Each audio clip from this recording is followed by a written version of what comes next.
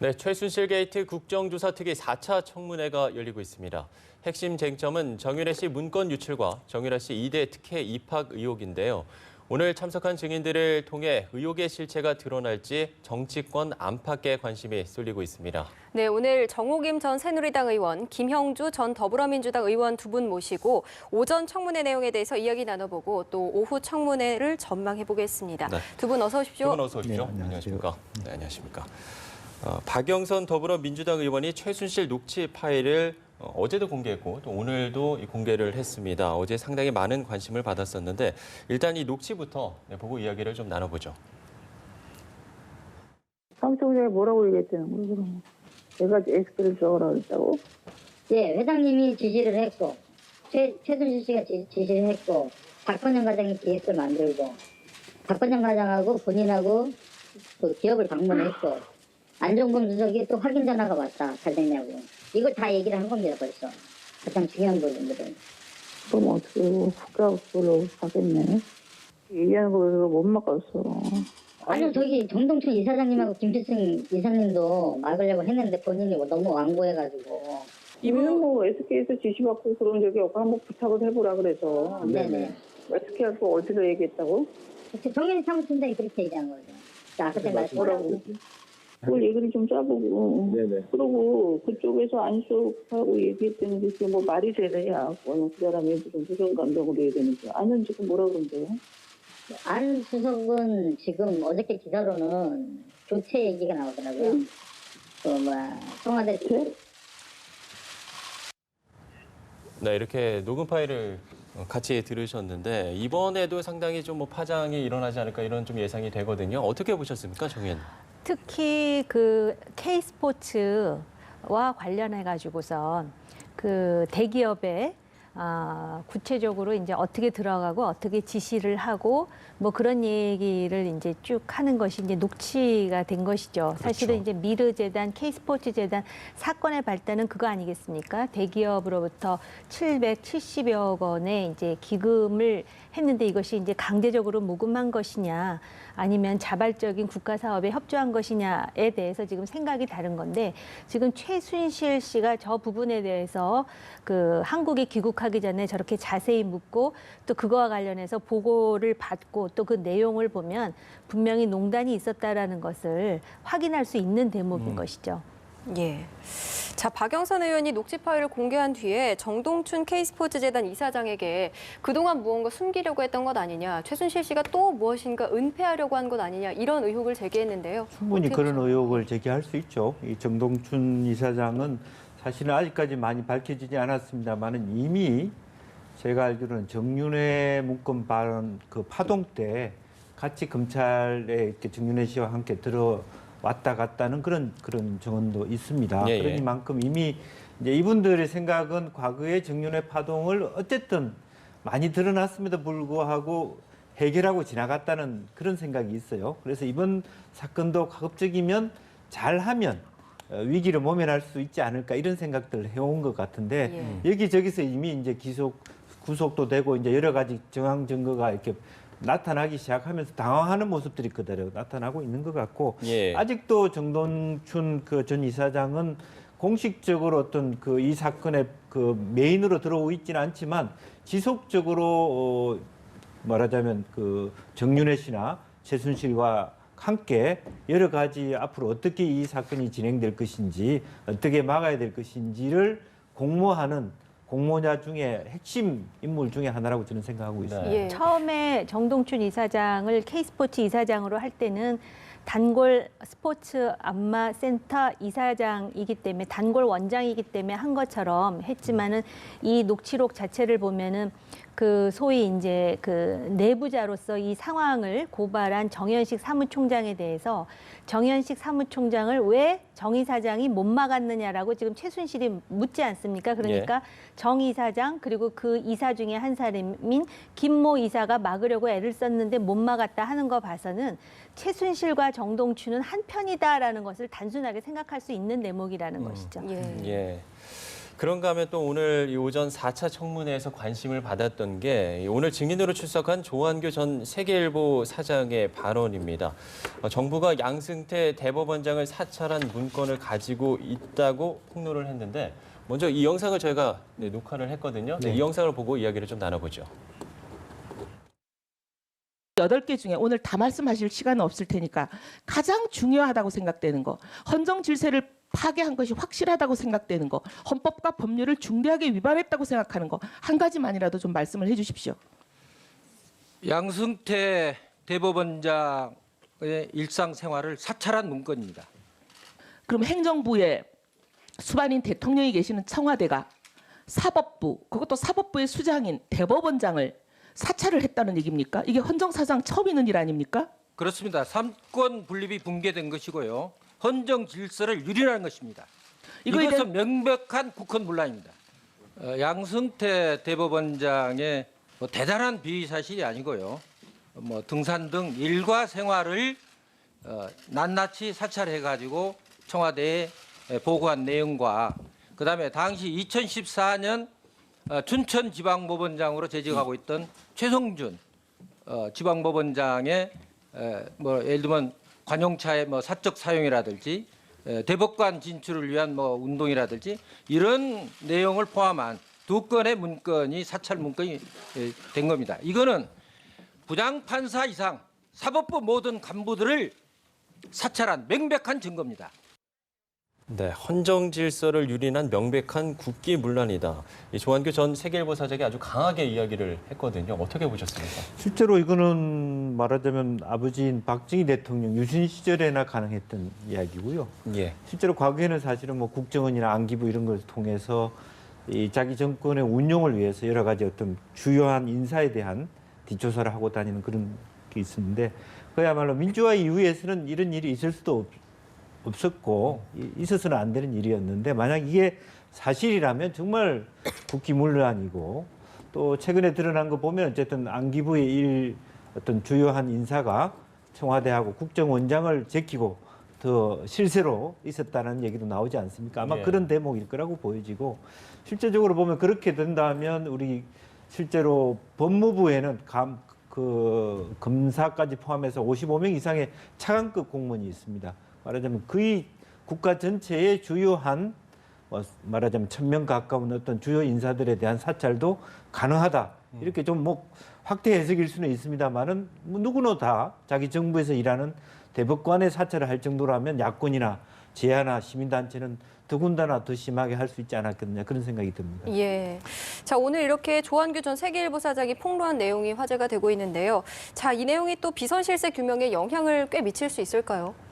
그렇습니다. 일단 지금 이 조금 전에 김 의원님께서도 말씀하셨듯이 상상할 수 없는 일이고 또 이거는 이제 확인을 해봐야 되는 일인데 양승태 대법원장뿐만이 아니라 최성준 지금 방통위원장 당시 춘천지방법원장에 대한 사찰도 있었다 그러는데 이 정부의 어떤 독특한 성격이라고 하기에는 굉장히 이게 치명적이고 정말 심각한 문제라고 아니할 수가 없습니다. 근데 사실 우리가 이제 돌이켜 보면 과거에 그 최동욱 검찰총장의 혼외자 문제라든지 또 조선일보의 송희영 주필의 그 호화 그 요트 여행이라든지 또 그 새누리당의 김성애 전 의원의 경우에 본인이 공천을 받고 싶어 했는데 그걸 막는 과정에서 소위 자기네들끼리 말을 하면서 전화통으로 형에 대한 자료가 다 있어 이런 이야기들이 나와가지고 논란이 됐는데 만약에 이런 식으로 어떤 권력을 운영했다면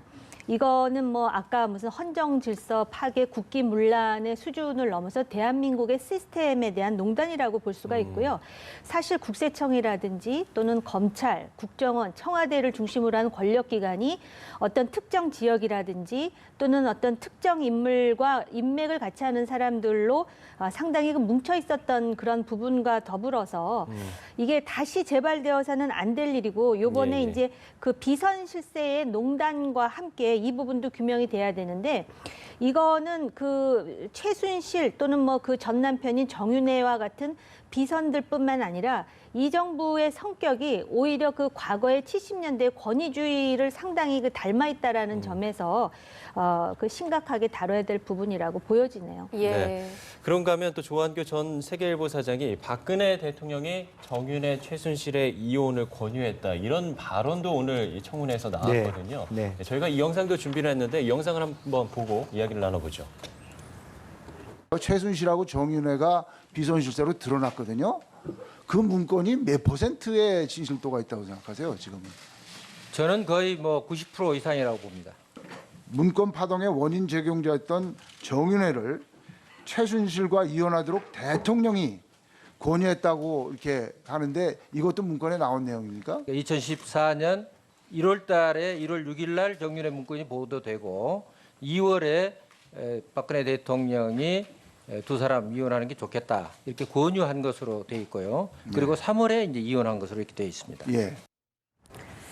네, 어떻게 들으셨나요? 앞으로의 파장이 좀 있겠죠? 그래서 이제 이 이혼의 권유를 또 달리 상상해 보면 저는 이 두 사람의 결혼시킨 장본인도 박근혜 대통령이 아닌가.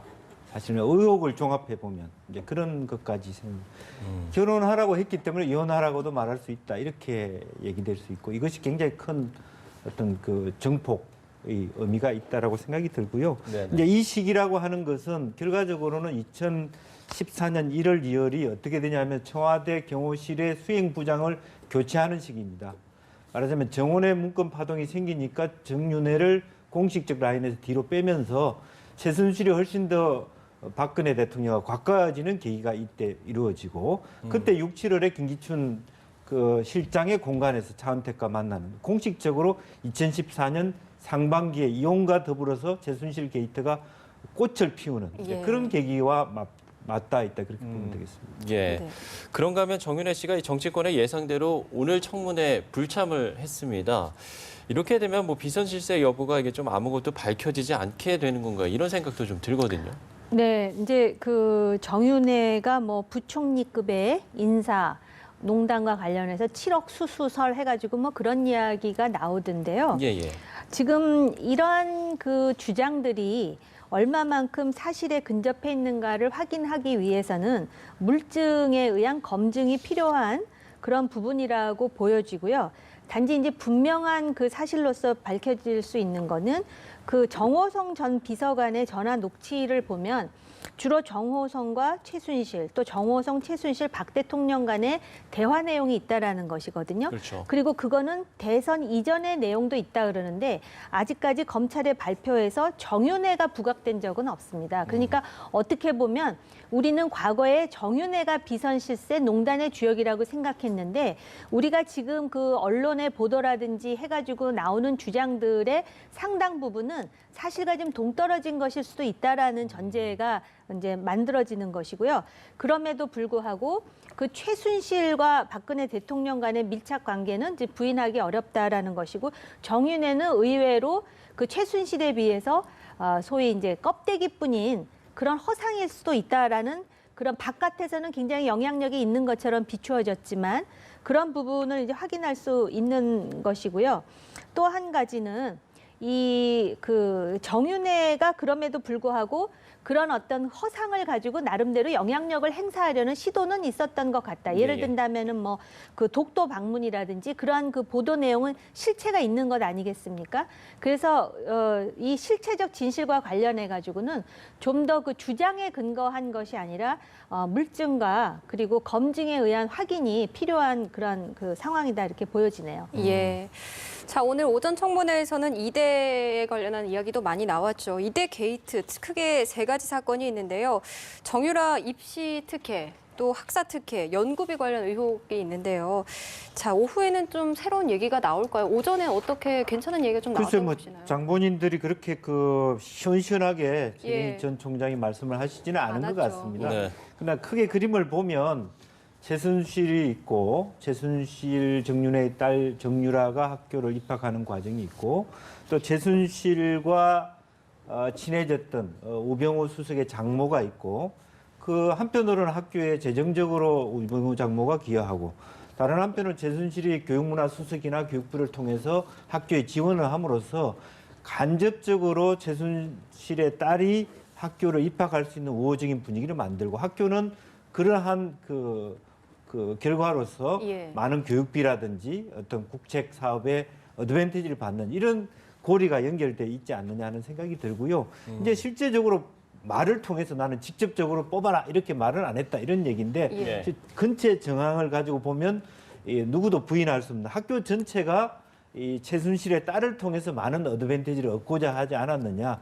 그렇기 때문에 학점이라든지 이런 관련돼서 많은 특혜와 좀 뭐랄까 학점을 딸 수 없는 조건에서도 학점을 준다든지 이런 시비들이 걸릴 수 있지 않느냐. 그런 생각을 충분히 할 수 있게 하는 여지가 예. 있다고 봅니다. 저는 이 청문회가 참 갑갑한 것이 그 총장한테 당신 그러면 뽑으라고 했어 그러면 네 할 사람이 어디 있습니까? 그렇죠. 그런데도 불구하고 지금 계속 그러한 어떤 공전만 되풀이되고 있는데 이 교육부 감사에서 나온 겁니다. 다른 것도 아니고 교육부 감사에서 분명히 특혜가 있었다. 왜냐하면 예. 이화여대의 그 학칙으로 볼 때 서류 심사에 그 메달이 반영되지 않을 수밖에 없음에도 불구하고 메달을 면접에서 반영했을 뿐만 예. 아니라 정유라보다 점수가 좋은 사람 중에 두 사람은 완전히 그 소위 제외시키고 뭐 이런 식으로 해서 1등이 아닌 정유라가 그 입학할 수 있도록 길을 열어줬고 또 우연인지 뭐 필연인지는 모르겠지만 그 2014년 말에 그 교육부 장관이 황우여 교육부 장관 그리고